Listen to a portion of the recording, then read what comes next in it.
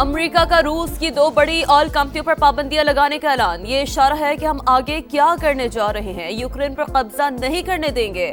پابندیاں پیوٹن کو معقول رویہ اختیار کرنے پر مجبور کر دیں گی۔ صدر ڈونلڈ ٹرمپ کی نیٹو کے سیکریٹری جنرل سے ملاقات کے بعد میڈیا سے گفتگو، کہا روسی صدر سے ہمیشہ اچھی بات چیت ہوتی ہے لیکن کوئی نتیجہ نہیں نکلتا، ملاقات کرنا مناسب نہیں سمجھا اس لیے منسوخ کر دی۔ چینی صدر کے ساتھ جنوبی کوریا میں میٹنگ شیڈیول، یوکرین جنگ کے خاتمے اور روسی تیل سے متعلق بات چیت ہوگی۔ امید ہے یوکرین تنازع جلد حل ہو جائے گا۔ چین کے ساتھ تجارتی معاہدے کا بھی امکان ہے۔ بیجنگ کو نایاب معدنیات کی برآمدات محدود رکھنے کی اجازت نہیں دیں گے، ایسا ہوا تو اضافی 100% ٹیرف لگائیں گے۔ پاک بھارت جنگ بھی ٹیرف کے ذریعے ختم کروائی تھی۔ امریکہ دنیا کی سب سے بڑی معیشت، شٹ ڈاؤن نہیں ہونا چاہیے۔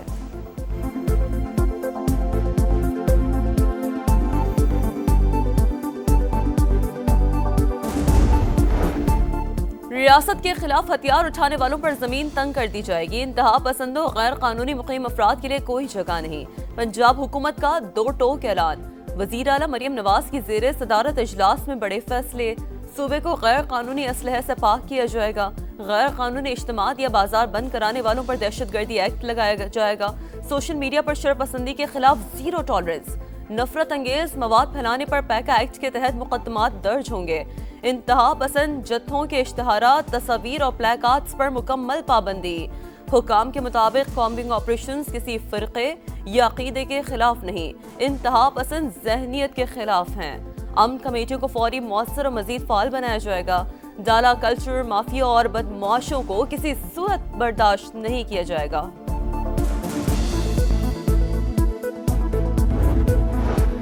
سرنڈر پالیسی میں پہلی بڑی کامیابی۔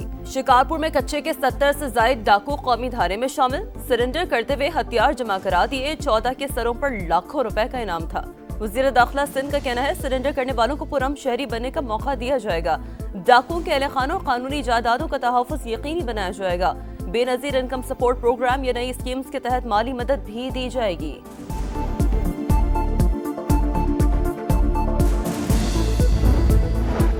فتنۃ الہندوستان کے گرد گھیرا تنگ، دالبدین میں سیکیورٹی فورسز کا ایکشن، غار میں چھپے 6 دہشت گرد ہلاک۔ پوری تشکیل کا قلعہ کما فضائی نگرانی کے بعد ٹھکانے کو مؤثر طریقے سے نشانہ بنایا گیا۔ وطن کے محافظوں کی باجوڑ میں کارروائی، شاہی تنگی جنگل میں خوارج کے ٹھکانوں اور سرنگوں کا صفایا، فائرنگ کے تبادلے میں 1 دہشت گرد ہلاک، اسلحہ، بارودی مواد اور مواصلاتی آلات برآمد۔ دہشت گردی سے متاثر خیبر پختونخوا حکومت کا انکار۔ وفاق کا بلٹ پروف گاڑیاں بلوچستان کو دینے کا اعلان۔ محسن نقوی کہتے ہیں گاڑیاں ملنے سے صوبے کی انسداد دہشت گردی کوششوں کو تقویت ملے گی۔ کے پی حکومت کے انکار پر بیرسٹر گوہر کی وضاحتیں، بولے وزیر اعلیٰ نے گاڑیوں کو ایکسپائرڈ کہا، نہ ہی غیر معیاری۔ یہ کہا کہ جہاں گاڑیاں استعمال کرنی ہے وہاں کے لیے موزوں نہیں۔ سیکیورٹی مسائل حل کرنا وفاقی حکومت کا کام ہے۔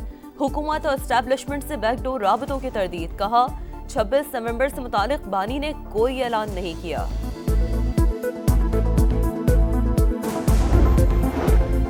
آئی ایم ایف سے معاہدہ، پاکستان کی پالیسیوں پر اعتماد کا مظہر، ٹیکس وصولیوں کی شرح 13% تک لے جائیں گے۔ وزیر خزانہ کی جرمن سرمایہ کاروں سے گفتگو، جلد چین میں پانڈا بانڈ جاری کرنے کا عزم۔ محمد اورنگزیب نے چینی میڈیا کو انٹرویو میں کہا کہ ڈیجیٹل اکانومی میں پیش رفت ہو رہی ہے، اگلے سال جولائی تک تمام سرکاری پیمنٹس ڈیجیٹلائزڈ کی جائیں گی۔ وزیر اعظم خود کیش لیس اکانومی کی نگرانی کر رہے ہیں۔ سی پیک کے دوسرے مرحلے میں پیش رفت ہوئی، 24 مشترکہ منصوبوں پر دستخط ہوئے۔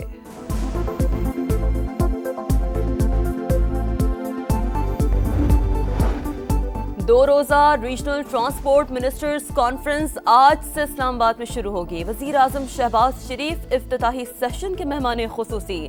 وفاقی وزیر مواصلات عبدالعلیم خان کا جناح کنونشن سینٹر کا دورہ، انتظامات کو حتمی شکل دی۔ کانفرنس میں متعدد ممالک کے وزراء ٹرانسپورٹ اور عالمی اداروں کے نمائندے شریک ہوں گے۔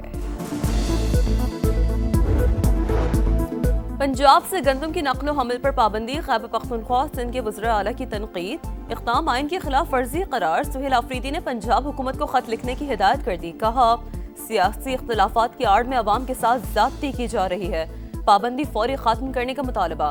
مراد علی شاہ بولے گندم اور آٹے کی آزادانہ ترسیل ہونی چاہیے، گندم کی امدادی قیمت 4,000 روپے ہونی چاہیے تھی، وفاق نے اعتماد میں لیے بغیر قیمت مقرر کی۔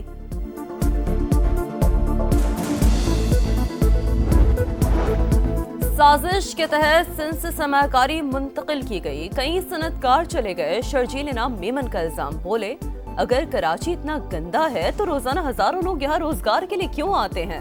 باقی حکومتوں نے اچھا کام کیا ہے تو وہاں کیوں نہیں جاتے؟ ایسا انفراسٹرکچر چاہتے ہیں جو 200 سال تک قائم رہ سکے۔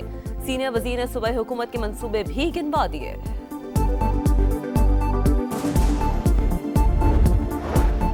رہائشی علاقے میں اسکریپ کا گودام بنانے پر شکایت کیوں کی؟ راولپنڈی میں 10 افراد کا شہری پر وحشیانہ تشدد، برہنہ کر کے زنجیروں سے جکڑ کر گھسیٹتے رہے، ویڈیو سامنے آنے پر پولیس نے مقدمہ درج کر لیا، ایک ملزم گرفتار۔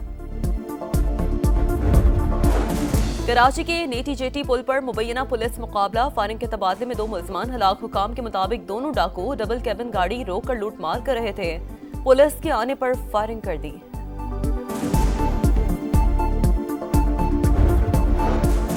غزہ میں جنگ بندی کے باوجود امن آیا، 24 گھنٹوں میں مزید 5 فلسطینی شہید، اسرائیلی جیل سے 30 افراد کی لاشیں منتقل، تعداد 195 ہو گئی، تدفین کے دوران رقت آمیز مناظر۔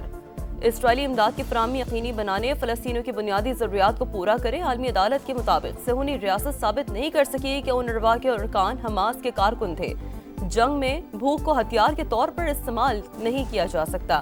امریکی وزیر خارجہ مارکو روبیو آج اسرائیل کا دورہ کریں گے، جنگ بندی کے دوسرے مرحلے سے متعلق امور زیر غور لائے جائیں گے۔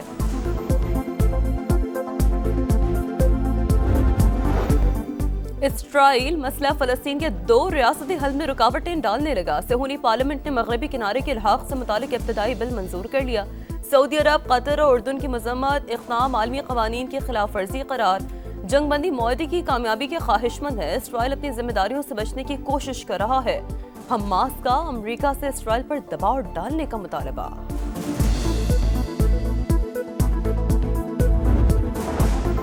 تیونس کے ساحل کے قریب تارکین وطن کی کشتی ڈوب گئی، 40 افراد ہلاک، حکام کے مطابق کشتی میں 70 افراد سوار تھے، لاپتہ افراد کی تلاش جاری۔